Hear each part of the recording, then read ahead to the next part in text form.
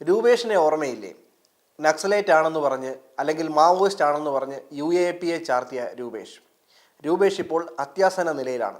രൂപേഷിനെ കുറിച്ച് നമ്മൾ ആദ്യം കേൾക്കുന്നത് UAPA എന്ന കിരാത നിയമത്തിൻ്റെ ഇരയായി പിണറായി വിജയൻ്റെ പോലീസ് അറസ്റ്റ് ചെയ്യുമ്പോഴാണ്. 2015 UAPA ചുമത്തി രൂപേഷിനെയും രൂപേഷിൻ്റെ ഭാര്യ ഷൈനിയെയും പോലീസ് അറസ്റ്റ് ചെയ്യുന്നത്. പിന്നീട് അവിടെ നിന്ന് അങ്ങോട്ടുണ്ടായ നക്സൽ വേട്ടകളുടെ തുടക്കമായിരുന്നു രൂപേഷിൻ്റെ അറസ്റ്റിൽ നിന്നും ഉണ്ടായത്. ആ രൂപേഷാണ് ഇപ്പോൾ അത്യാസന്ന നിലയിൽ കിടക്കുന്നത്.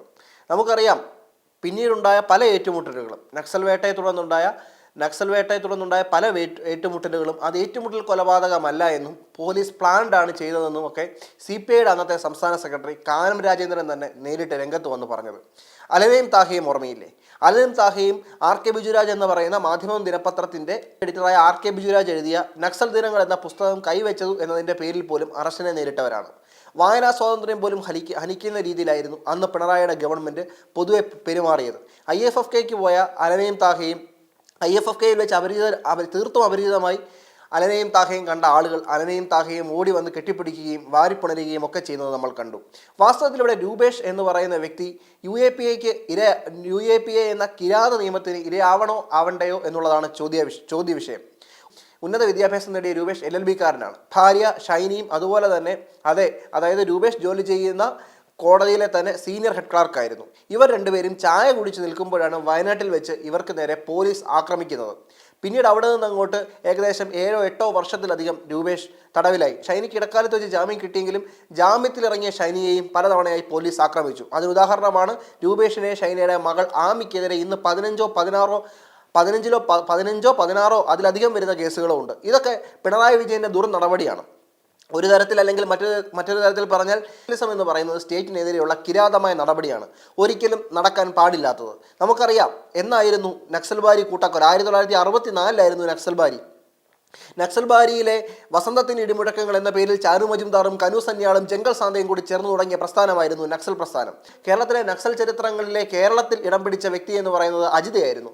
അജിതയുടെ ഓർമ്മക്കുറിപ്പുകൾ ആർക്കും അങ്ങനെ മറക്കാൻ കഴിയില്ല. അജിതയുടെ അച്ഛൻ കുന്നിക്കൽ നാരായണൻ 1964 നക്സൽബാരി മൂവ്മെന്റിന് മുമ്പ് തന്നെ CPM എന്ന് പറയുന്ന ഇടതുപക്ഷ പ്രസ്ഥാനം അവരുടെ പാർട്ടി ലൈൻ മറികടന്ന് അവർ ആഭ്യന്തരമായി തിരഞ്ഞെടുപ്പിലേക്ക് മത്സരിക്കുന്നുവെന്നും അത് തെറ്റാണെന്നും പറഞ്ഞുകൊണ്ട് CPM എന്ന് പറയുന്ന കമ്മ്യൂണിസ്റ്റ് പാർട്ടിയിൽ നിന്ന് ഇറങ്ങി വന്ന് കേരളത്തിൽ നക്സലൈറ്റിൻ്റെ ഒരു സംഘടന രൂപീകരിക്കുകയായിരുന്നു. അതായിരുന്നു നക്സൽ ദിനങ്ങളുടെ തുടക്കം.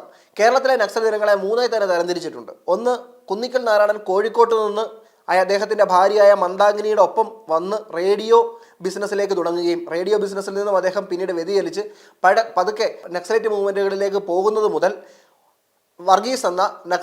അരീക്കാട് വർഗീസ് എന്ന നക്സൽ വർഗീസിനെ പോലീസ് ഏറ്റുമുട്ടലിൽ കൊല്ലുന്നത് വരെ. രണ്ടാമത്തെ ഘട്ടം എന്ന് പറയുന്നത് ഫിലിപ്പം പ്രസാദ് എന്ന് പറയുന്ന നക്സലൈറ്റുകളുടെ പിന്നത്തെ നേതാവായ ഫിലിപ്പം പ്രസാദിൻ്റെ വരവും അദ്ദേഹത്തിൻ്റെ അറസ്റ്റും. മൂന്നാമത്തെ ഘട്ടത്തിലാണ് ഈ പറയുന്ന ഇപ്പോഴുള്ള ബാലചന്ദ്രൻ ചുള്ളിക്കാട്, ജോയ് മാത്യു പോലെയുള്ളവർ ഉണ്ടാകുന്നത്. അവരുടെ പ്രധാനപ്പെട്ട ഉദ്ദേശം നക്സലൈറ്റുകളെ ജനങ്ങളിൽ നിന്നും അകത്താതെ നക്സലൈറ്റുകളും ജനങ്ങളുടെ ഒരു ഭാഗമാണ് അല്ലെങ്കിൽ സമൂഹത്തിൻ്റെ ഒരു ഭാഗമാണ് എന്ന് പറഞ്ഞുകൊണ്ട് അവരെ പൊതുമധ്യത്തിലേക്ക് എത്തിക്കുകയും കവിതകളും കഥകളും പാട്ടുകളുമായി മുന്നോട്ട് പോവുകയും ചെയ്യുകയായിരുന്നു. പിന്നീട് ആ കാലഘട്ടത്തിലാണ് പാലക്കാട് ജില്ലാ കളക്ടറെ അയ്യങ്കാളിപ്പട എന്ന് പറയുന്ന നക്സലൈറ്റുകളുടെ മൂവ്മെൻറ്റുകളുടെ മറ്റൊരു പോഷക സംഘടന തടവിൽ വെക്കുന്നതും CK ജാനു മന്ത്രിയായിരുന്ന കാലത്തെ ഭൂപരിഷ്കരണ നിയമം നടപ്പിലാക്കുന്നില്ല എന്ന് പറഞ്ഞുകൊണ്ടുമായിരുന്നു ആ ഒരു തടവിൽ പാർപ്പിച്ചത്.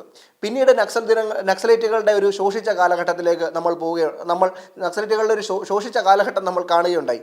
ഫിലിപ്പം പ്രസാദിൻ്റെ നേതൃത്വത്തിൽ നടന്ന ആക്രമണങ്ങൾ, ഫിലിപ്പം പ്രസാദിൻ്റെ നേതൃത്വത്തിൽ വളരെ പ്രസിദ്ധമായ ചില ആക്രമണങ്ങൾ നടന്നെങ്കിലും ഫിലിപ്പം പ്രസാദിൻ്റെ നേതൃത്വത്തിൽ നടന്ന ആക്രമണങ്ങളാണ് നഗരൂർ കുമിൾ എന്നീ ആക്രമണങ്ങളോടുകൂടി തന്നെ നക്സലൈറ്റ് സംഘടന കേരളത്തിലെ ജനങ്ങളിൽ നിന്ന് അപ്രസക്തരാകുന്ന കാഴ്ചയാണ് നമുക്ക് കാണാൻ കഴിയുന്നത്. അത് മറ്റൊന്നും കൊണ്ടല്ല, നഗരൂരിലും കുമിളിയിലും നിരപരാധികളായ ആൾക്കാരെ ആയിരുന്നു നക്സലൈറ്റുകൾ കൊന്നത്. അതുകൊണ്ടായിരുന്നു നക്സലൈറ്റ് സംഘടന പിന്നീട് അവരുടെ ലക്ഷ്യത്തിൽ നിന്ന് വ്യതിചലിച്ചു പോകുന്നു എന്നുള്ള തോന്നലുണ്ടായത്.